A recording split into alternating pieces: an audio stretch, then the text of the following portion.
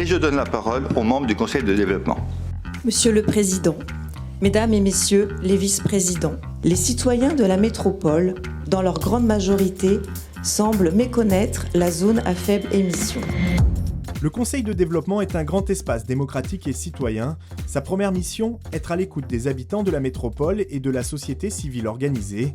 Assemblées citoyennes, débats, ateliers sont organisés toute l'année sur de grands sujets de société. Le Conseil de développement interpelle aussi directement les élus, comme lors du Conseil métropolitain du 27 mars 2023 sur la ZFE, la zone à faible émission. Si le CDD partage les objectifs sanitaires de la ZFE, il lui apparaît aussi que pour renforcer l'acceptabilité du dispositif, ses impacts sociaux et sociétaux ne doivent pas être négligés. Il semble manquer un plan global de circulation portant une vision transversale et partagée de toutes les mobilités, voitures, transports en commun, train, vélo, marche à pied.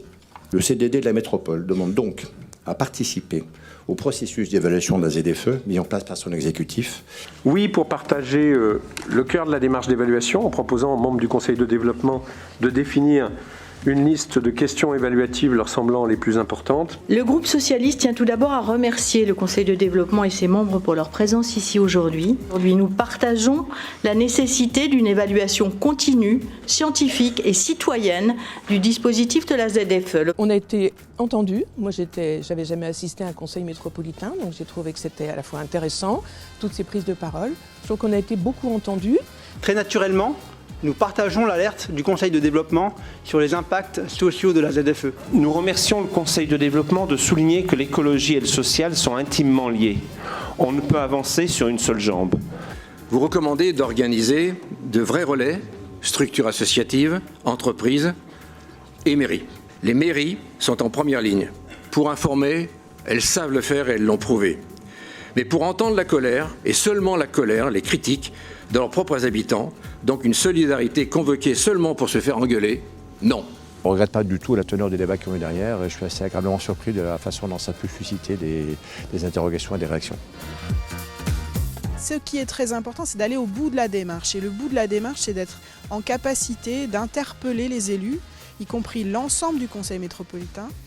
Et c'est pas grand-chose comme ça, mais quand même, la question est publique, les réponses sont publiques, celles de l'exécutif comme celles de tous les groupes politiques, et ils peuvent derrière peut-être poursuivre et en faire d'autres choses. Un mot quand même, pour vous dire que ce sujet, on a déjà parlé beaucoup, on va encore en parler beaucoup, il est complexe, il est essentiel, c'est un sujet de santé publique avant tout, avec des conséquences, vous l'avez dit, sur les mobilités, sur l'économie, sur le social. Merci au Conseil de développement de son travail, aux deux intervenants, à ceux qui sont dans le public, sur cette thématique de la ZFE et de façon plus globale sur tout ce que vous faites pour le territoire.